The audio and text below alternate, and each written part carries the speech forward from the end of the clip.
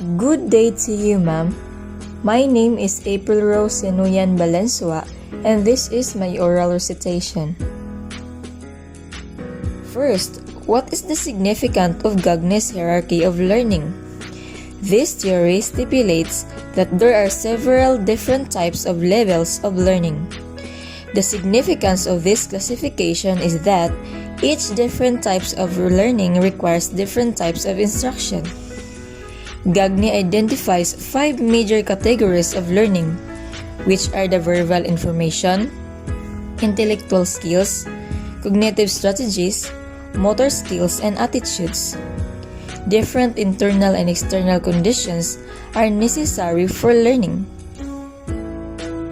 The primary significance of the hierarchy is to identify prerequisites that should be completed to facilitate learning at each level. Prerequisites are identified by doing a task analysis of a learning task or training task. Learning hierarchies provide a basis of the sequencing of instruction.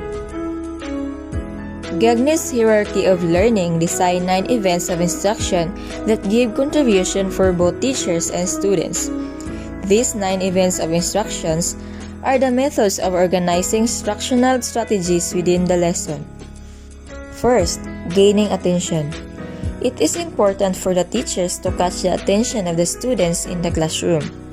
Gaining and keeping students' attention will promote information passage from simple momentary awareness to working memory and them to stored long-term memory banks in the subcortical areas of the brain.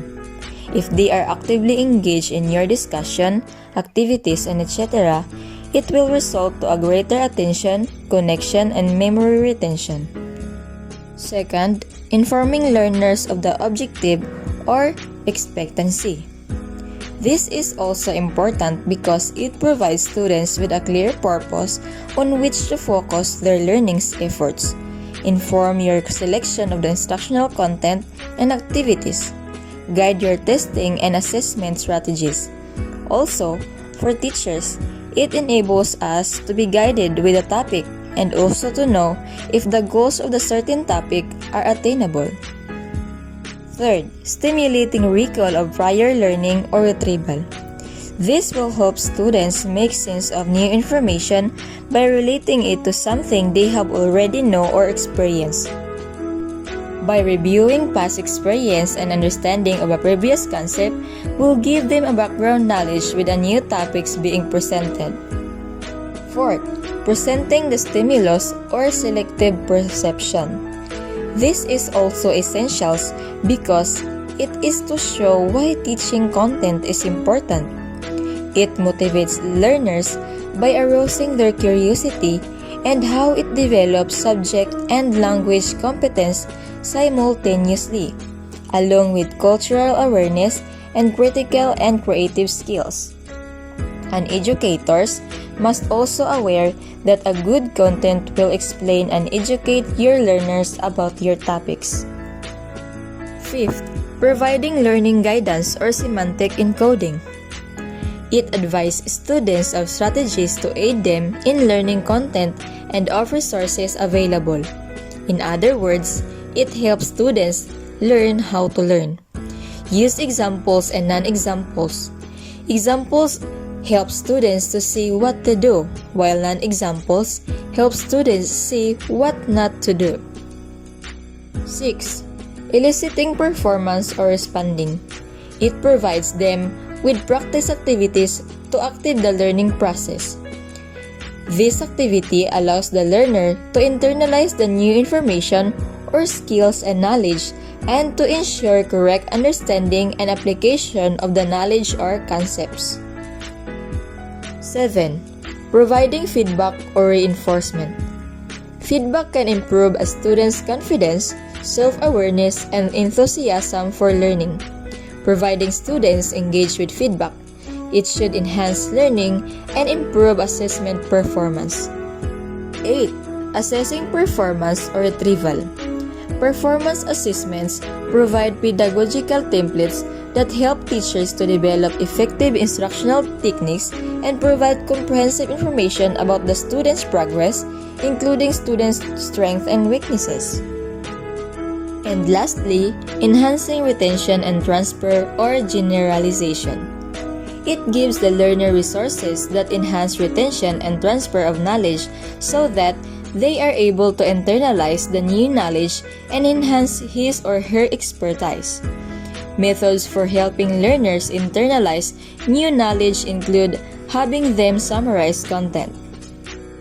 Gagné suggested 9 events of instruction that may enhance students' learning: gain attention, inform learners of objectives, simulate recall of prior learning, present stimulus, provide learner guidance, elicit performance, provide feedback, assess performance, and enhance retention and transfer.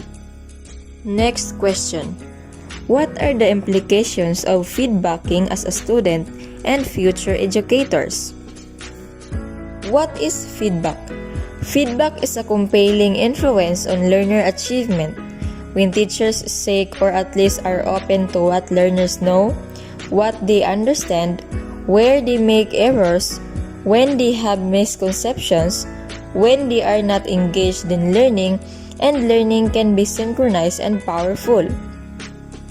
Feedback is a key element of the incremental process of ongoing learning and assessment.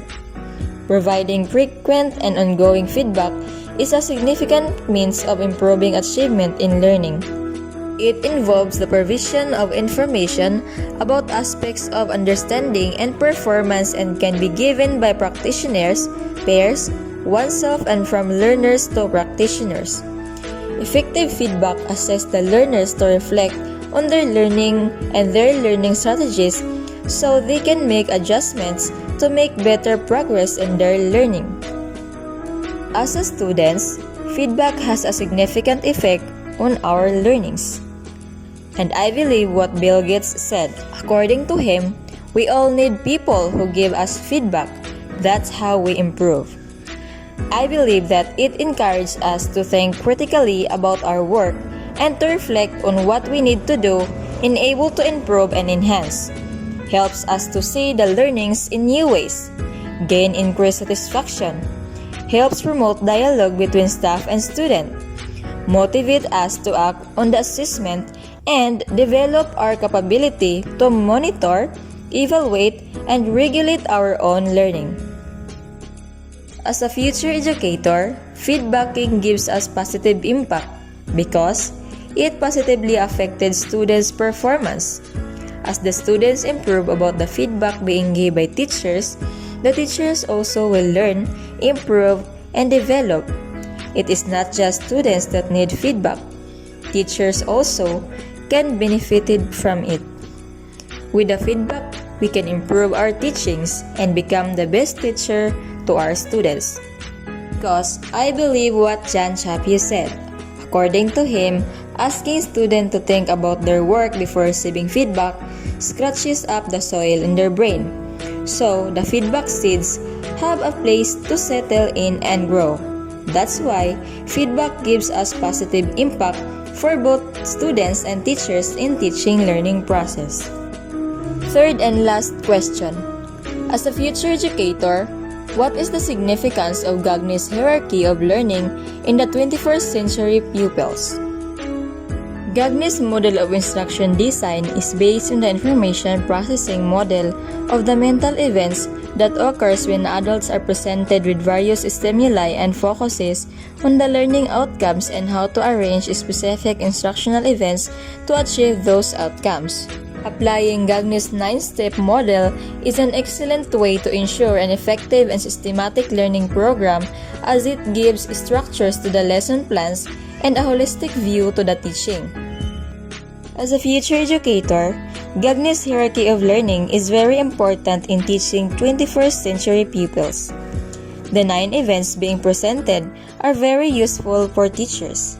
We can improve our lesson plans by applying those events.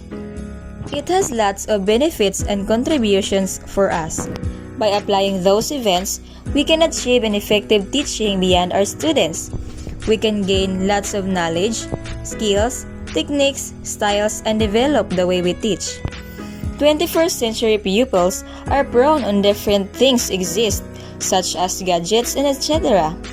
That's why, we as a teachers, we really need to be responsible in providing knowledge with our pupils by giving and achieving the effective teaching with our pupils. Gagne's 9 events of instruction model helps trainers, educators, and instructional designers structure their training session. The model is a systematic process that helps them develop strategies and create activities for instructional classes. The 9 events provide a framework for an effective learning process. And that would be all. Thank you.